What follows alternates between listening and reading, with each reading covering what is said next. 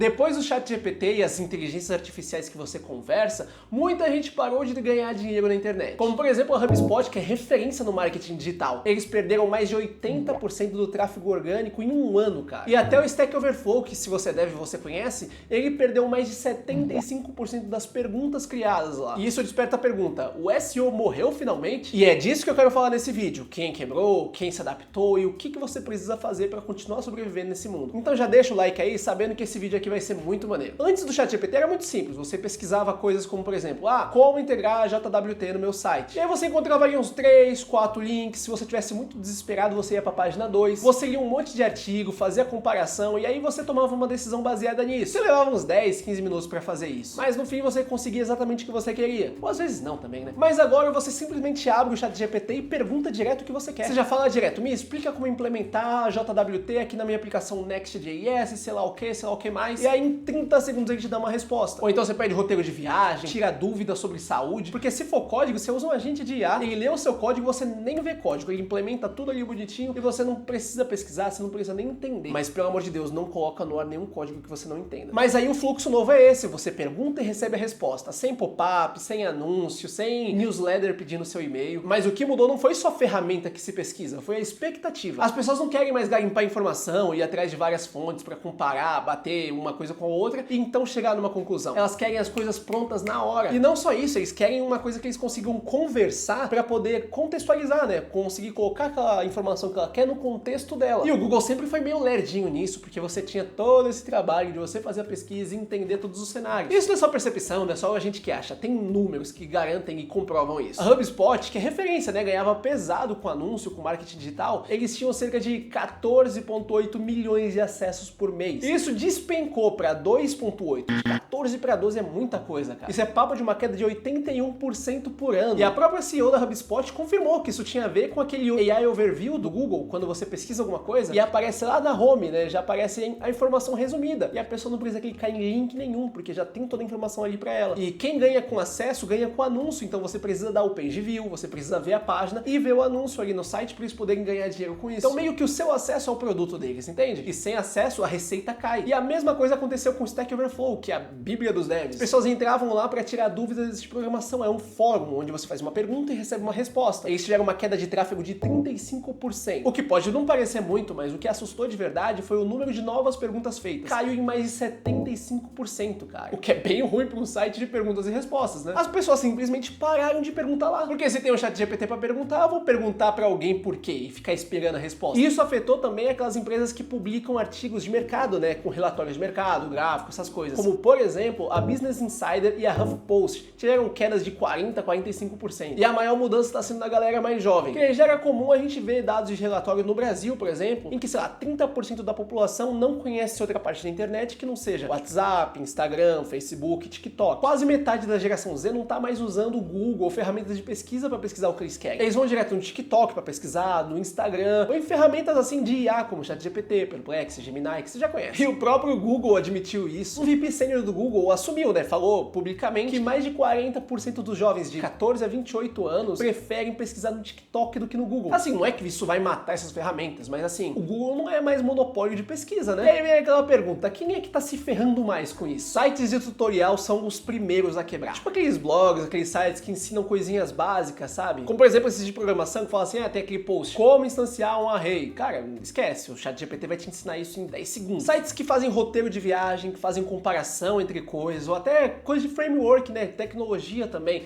Essas coisas estão caindo muito. Porque as pessoas não vão mais em sites para comparar qual celular é melhor, se elas podem perguntar pro ChatGPT que ainda vai mostrar o preço para eles. Então conteúdos rasos, conteúdos leves, que são criados só para SEO, cara, isso vai despencar muito, vai continuar despencando. Eu inclusive tenho um blog, eu não divulgo muito, mas tá lá. Vou deixar aqui o link na descrição em algum lugar. Eu evito esse tipo de post simples, sabe? Que não tem contexto, que não tem opinião, que não tem personalidade. Porque esse tipo de coisa as IAs constroem, tá ligado? E são coisas que podem ser pesquisadas de outras formas. Eu prefiro coisas únicas, que só eu criaria, ou então poderia chamar atenção pra um título, sei lá, alguma coisinha assim. Inclusive vai dar uma moral lá, dar uma olhadinha no blog, que tô postando umas coisinhas muito maneiras. Mas é uma preocupação que eu tenho também. Mas isso não é o fim, não é o apocalipse. apocalipse. Ainda tem como se adaptar, inclusive tiveram muitas empresas e sites que se adaptaram muito bem a isso. O próprio GitHub continua crescendo, e por que disso? Não é só porque é uma ferramenta que se usa, mas porque ele também fornece dados para inteligências artificiais. Porque o próprio ChatGPT, a parte de código dele, foi treinada com os dados dos repositórios do GitHub. Então, meio que em vez de competir com o ChatGPT, ele tá fornecendo informação. Inclusive, se você pode interagir também com a IA que tá dentro do GitHub. Então, é meio que uma forma deles coexistirem. E até sites como dev.to, que é um site de blog, e o Hashnode, eles mudaram um pouquinho o foco para virar comunidade de discussão. Então, ao invés de incentivar posts genéricos, tipo como criar uma API em Python, eles focam mais em experiências pessoais, para as pessoas compartilharem conhecimentos e experiências, para ter uma identificação maior e uma personalidade. Entendeu o que eu quero dizer? Uma coisa mais tipo,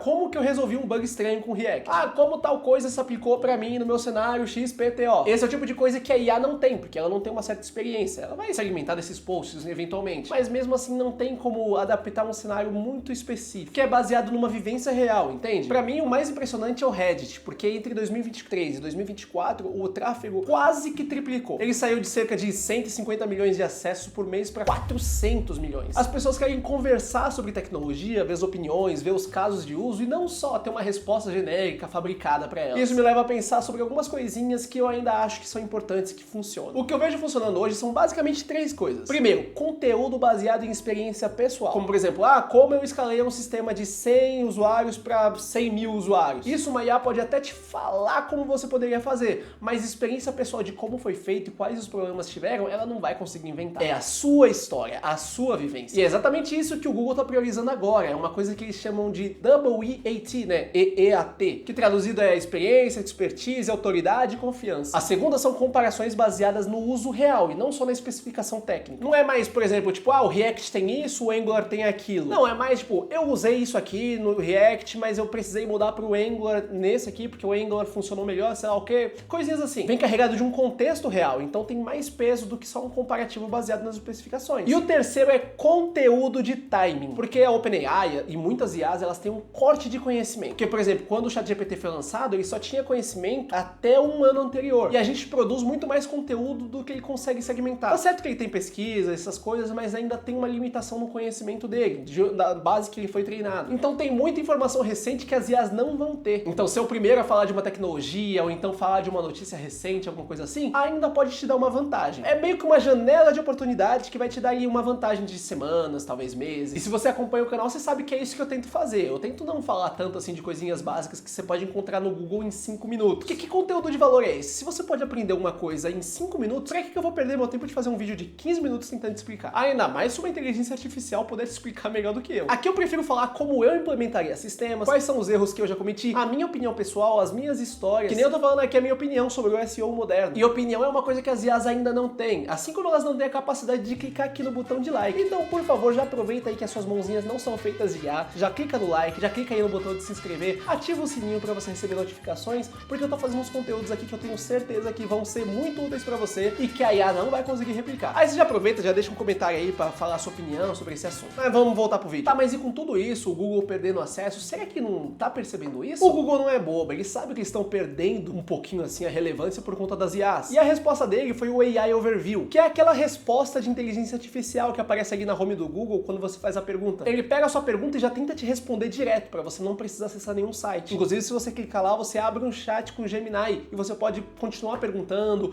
informar contexto, essas coisas. Mas tem um problema estrutural que é um pouquinho interessante de você analisar, que o modelo de negócio do Google sempre foi: o usuário pesquisa, clica em link, vê anúncio e é isso. Mas se a IA já responde tudo pra ele, onde que fica o anúncio? Onde que fica a receita do Google nisso? Como que monetiza uma conversa com uma inteligência artificial que custa muito caro? Então quer dizer que a ferramenta que eles colocaram pra competir com o OpenAI, ChatGPT, essas coisas, tá canibalizando o ganho deles? E pra ser bem honesto, eu tô bem interessado em descobrir como que eles vão ganhar com isso. Mas pra mim parece mais um movimento de fique aqui, sabe? Já que você vai usar resultados de IA de qualquer forma, use o meu. Meio que pra fidelizar o cliente, sabe? Porque pesquisas como, restaurantes perto de mim, ou então receita de tal coisa, as pessoas continuam fazendo no Google. Quer dizer, a maioria, pelo menos. Porque esse é um caminho sem volta, cara. Não tem um mundo mais sem inteligência artificial. Porque você, ao invés de lutar contra a maré e tentar fazer o SEO funcionar, ou então se lamentar porque não tá dando certo, você tem que aprender a adaptar o seu produto ao uso e não tentar ensinar o cliente a usar o seu produto ou acessar o seu site. E aí vem a pergunta, o que faz com tudo isso? Qual que é o caminho agora? Se você depende de SEO, tem algumas coisas que você pode fazer para tentar continuar se mantendo. Primeira coisa é pivotar, cara. Pivotar para conteúdos de autoridade e experiência. Sair de conteúdos, tutoriais e coisinhas simples que possam ser perguntadas por uma IA. Tem que ser assuntos mais de experiência, mais personalizados, ou alguma coisa que gere a sua autoridade. O segundo é trabalhar junto com as IAs. Existem formas de você conectar o seu sistema na MCP, criar aplicações, coisas assim, de uma forma que o seu site, o seu produto continue sendo consumido pela inteligência artificial. O que, sei lá, pode gerar um link reverso para ela, ou então mais acessos, ou você conseguir vender seu produto ali no meio da conexão, não sei. Inclusive uma coisa que abriu pode ser aplicações dentro das ferramentas. Que nem, por exemplo, o ChatGPT tinha aberto ali para apps, né? Você gerar apps dentro do próprio ChatGPT. Você poderia implementar o seu de uma forma que a pessoa fosse interagir, ela tivesse acesso ao seu conteúdo. E assim você não vai competir, você vai jogar o jogo, entende? E a terceira é, se possível, você focar em comunidades. Não foca mais só em conteúdo, de uma forma que seja de duas vias, não seja só você. Então a pessoa vai encontrar valor não só no texto, não só no conteúdo, não só nas coisas, mas sim no contato com você. Principalmente se você está começando do zero. Não foca só em coisas que dependem de SEO, depende de ser encontrado. Vai em um lugar assim que tenha uma conversa contínua, tem uma conversa direta. O SEO não morreu, mas ele mudou de uma forma irreversível. Todos os sites que tentarem continuar insistindo nisso vão acabar sofrendo, porque não é mais assim que as pessoas estão se comportando. Você não adapta o comportamento das pessoas ao seu produto, e sim o contrário, você adapta o produto ao uso das pessoas. E ter dado certo no passado não significa que vai dar certo pra sempre, entende? Você é que precisa se adaptar. E o futuro não é tipo SEO versus IA, é os dois juntos, em contato. Inclusive tem um outro nome que foi criado pra isso e eu não tô lembrando agora. Então se você tem algum blog ou tem algum cliente que tem alguma coisa assim que dependa de SEO e você percebeu uma queda no tráfego, põe aí nos comentários. Inclusive se você conseguiu resolver, conta aí pra gente que eu vou gostar muito de saber a sua experiência. E a gente se vê no próximo vídeo.